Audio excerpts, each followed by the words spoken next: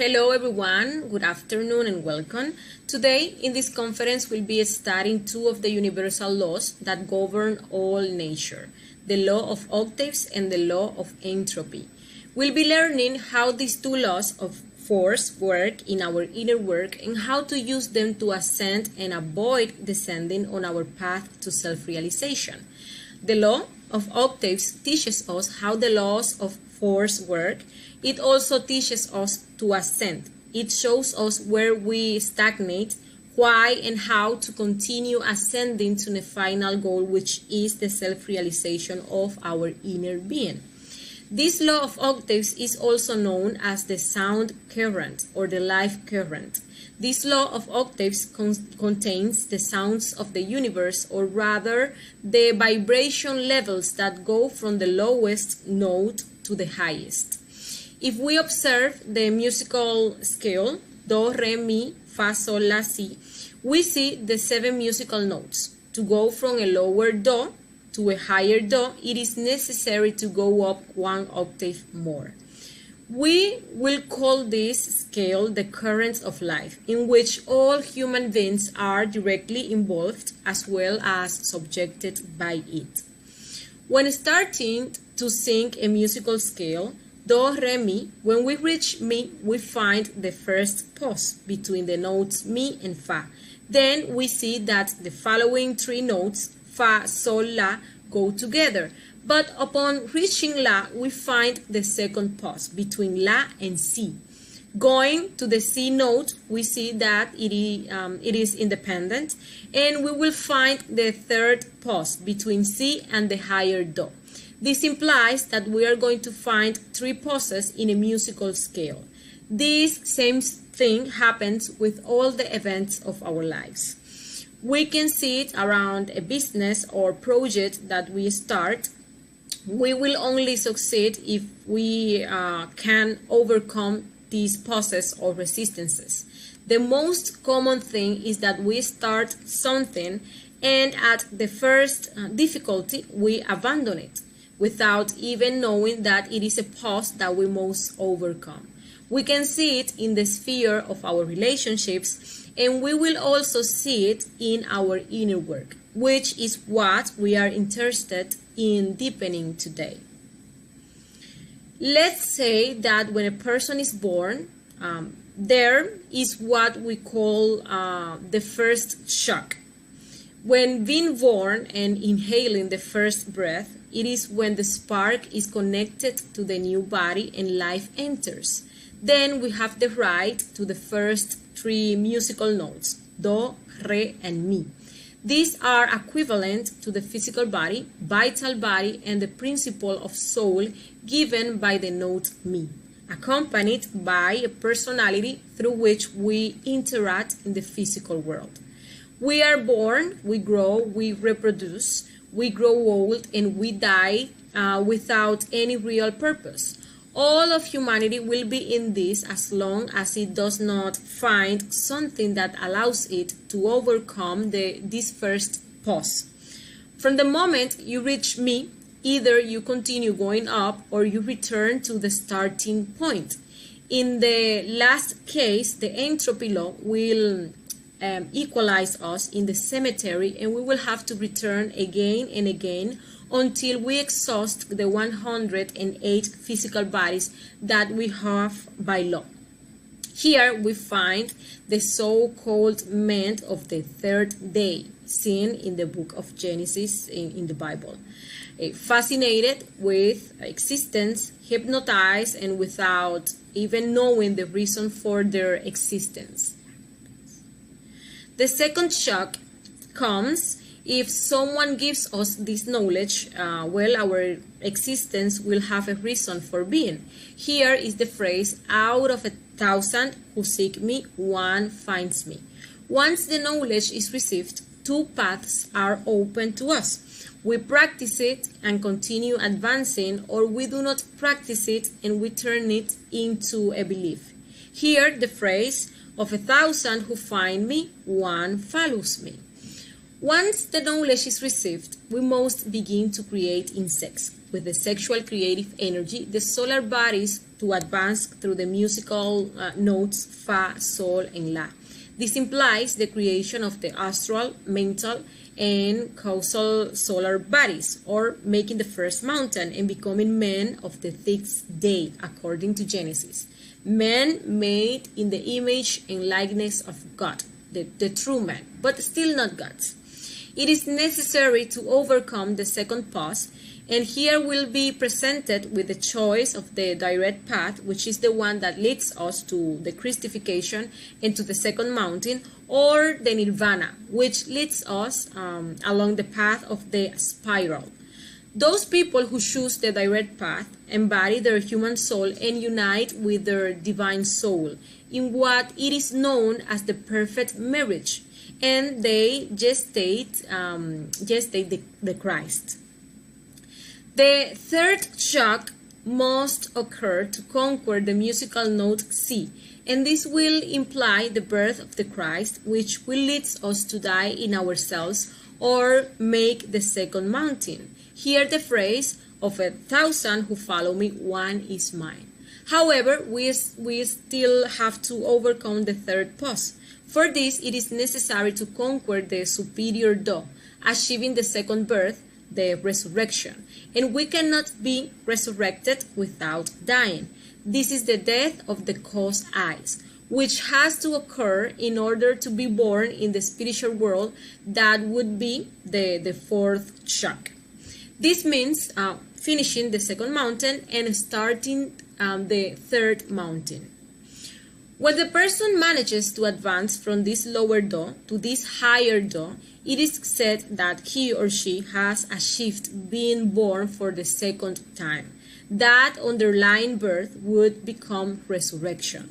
The alternative is open to all human beings, but it is absolutely necessary that they know how to do the work and how to apply the three factors of the revolution of consciousness and do the work of the three mountains.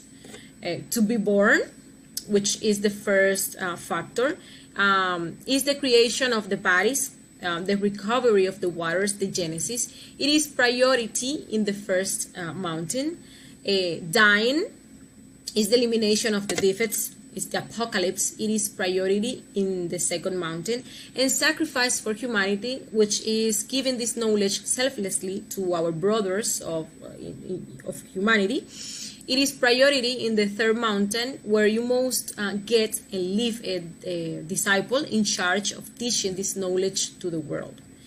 In this image, you can see what we have just explained: the musical scale, the pauses, and the shocks until reaching the superior octave.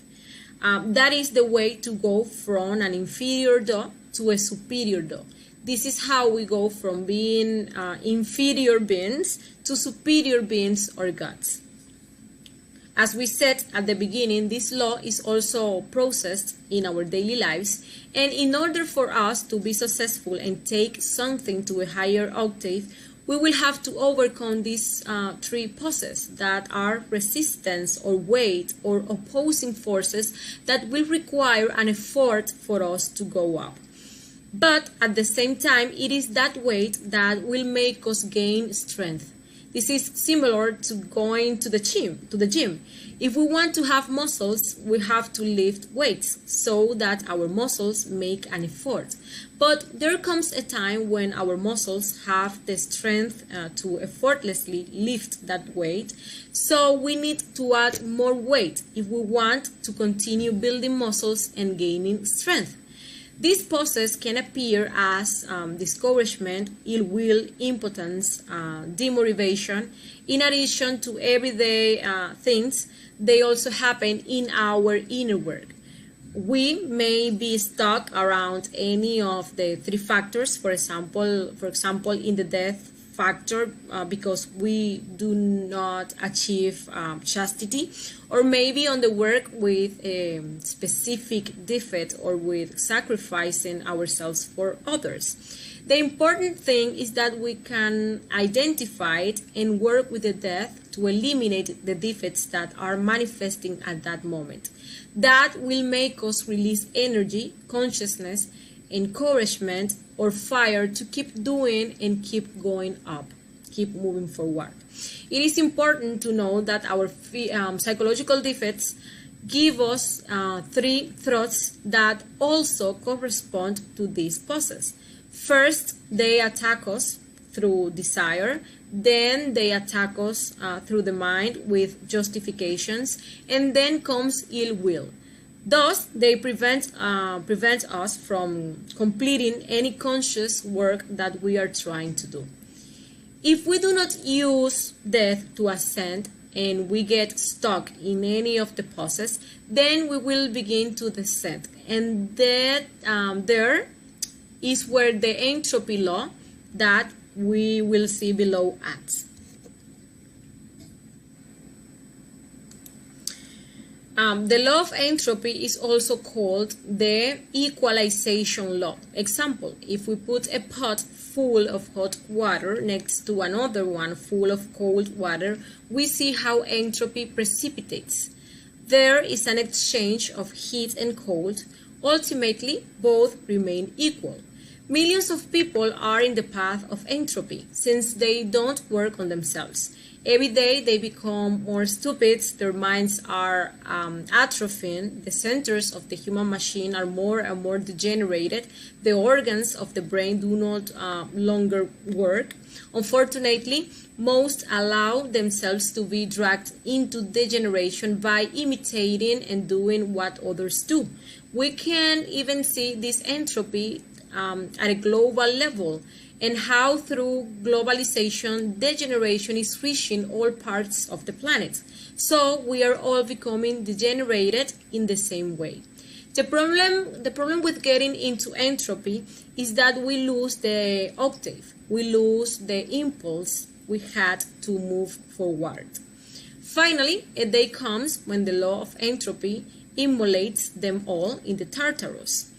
Haven't you noticed how the entropy law immolates people? They can bury one in a golden coffin and another in a wooden coffin, and no matter how beautiful the grave is, they end up just as bony in the long run. All things are marked under the entropy law. It is found in everything. The seas turned into garbage dumps, polluted rivers, dying fishes, atmosphere polluted by smoke, the fruits of the earth adulterated. Behold the law of entropy leading everything to degeneration and involution. Only through transformation is it possible to overcome the law of entropy, since transformation includes sacrifices. If we want to get out of entropy and get that impulse to continue ascending, we have to sacrifice our defects. For example, if we sacrifice the sexual desire, that force that through another force crystallizes its powers in us, we create the existential bodies of the being. If we sacrifice anger, the precious gem of meekness appears. If we sacrifice the desire for money, the unbearable greed, altruism will be born in us. If we sacrifice envy, philanthropic energy will manifest in us. The desire to work for our neighbor, joy for the good of others. There can be no transformation without sacrifice. Also, for the man who sacrifices his sexual impulses, the result of that energy is the creation of the existential bodies of the being. If the defects are sacrificed, if they are all destroyed, the result of that sacrifice will be the energy released, which will give rise to the deep inner man. That way, we can escape from the degenerating entropy. People don't really want to sacrifice. They don't understand what sacrifice is. People are willing to sacrifice their pleasures, even their vices and money. They would sacrifice everything, but not their sufferings and pains. They love them very much. If you start by sacrificing feelings, you can take a big step to overcome the entropy law. It is very interesting to realize that when we refuse to feed an eye, a defect, we suffer. However, it is difficult for us to refuse to experience the pain that comes from not feeding the defect. And as long as we don't eliminate that suffering, in the end, we will end up feeding the defect again, even going back some work that we have advanced. Sooner or later, strength is lost. We fall into entropy. If we eliminate suffering, there is no way to ever fall into entropy because we are on the road to happiness. Never ever think about suffering. People base their experiences on their sufferings, on what happened in the bitterness. They enjoy remembering them. They say, I went through such and such things on the street to be what I am. They feel important remembering them. Sacrifice your sufferings. Eradicate from yourselves the egos that produce them, because the suffering of the ego must be eliminated completely. Finally, it is good to know that the sacrifice for humanity gives us impulse and generates the merits of the heart to advance in our inner work. When we are in those moments of discouragement and ill will in our work, making sacrifices for humanity will allow us to gain strength and to continue ascending, since he who helps is helped. And well, this has been today's conference. Thank you very much for your assistance. If you have any doubts or questions, do not hesitate to write them down in the comments section below, and we will be answering them. We invite you to the next conference next week, entitled The Permanent Center of Gravity, where we will learn the importance and urgency of dedicating our entire lives to our inner work to achieve self-realization. Thank you very much, and bye-bye.